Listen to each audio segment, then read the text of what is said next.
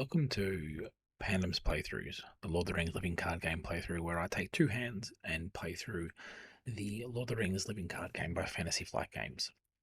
So what we're going to do here today is kick off the main intro to the series, where we talk through why I'm doing what I'm doing, what I'm getting up to, and how we're going to progress through this series. So I've been playing the Lord of the Rings living card game now for, well, a bit over a year. I've always wanted to play through this series in a progressive fashion, but not restrict myself too much in the sense that I want to play things and not overwhelm myself, given there's thousands of cards. And so I got playing through this myself, mixture of one and two handed playing, adding to my skill set, and I eventually got myself into around the Dream Chaser cycle where I decided I was just net decking or I was copying and pasting what worked well. And I wanted to go back and be accountable to grow a series that would be where I learn the card game better, I play stronger, and I learn, get the most out of this game that I enjoy so much. So that inspired me, along with things like the Cardboard of the Rings, a single core series. I thought I'll do a revised core series. Now, where this differs a little bit is that I will be playing two hands solo to get a feel for more of the keywords and introduce things like Sentinel and Ranged and things that can't be done necessarily in a solo hand series.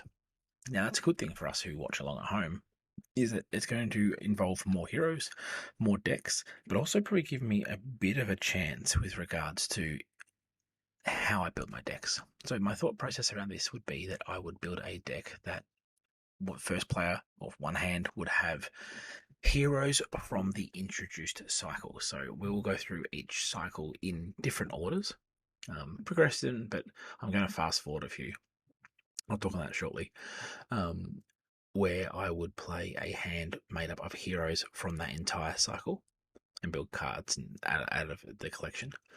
And then I would have another hand which would be heroes made up of the hero pool available from the previous cycles together in a progression sense. So that gives me essentially one guaranteeing to use those heroes from a specific cycle and then going back and using heroes from the combined cycles. So you can see here in my Rings DB, I have the Peril and Pelicar, where I have Eleanor, Frodo, Core, and Conflict at the Carrock, and I have Hyrule the Fair. And in my other hand, I have Aragon, Beregond, and Boromir. So there's three heroes there from that current cycle, and three that are from the previous cycles. So you get the feel for that, which is how I'm going to approach it there, which lets me open up different tactics, being able to support other decks with other cards, and playing cards across on other players. Unexpected Courage is a great example of playing from one hand to another without having to carry the sphere if need be.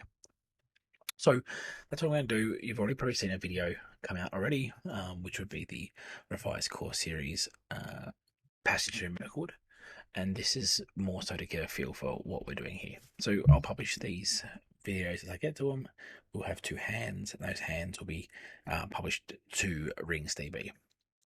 So one other thing, there's a lot of content out there that focuses on the first two cycles where ambitious content creators like myself get up and decide that they want to make a series and build upon that. So I am going to cover off the revised core box using a revised core card pool. And once it's done, I thankfully can break out into, I'm going to jump to the third cycle and start with the Heirs of Numenor box cycle and go through that, because I want to jumpstart back closer to where I was before I started this series, which will let us get to the Voice of Saruman, or the Voice of Isengard, I should say, the Angmar Awakened cycle, and then get back to the Dream Chaser, entering into Harad and the others.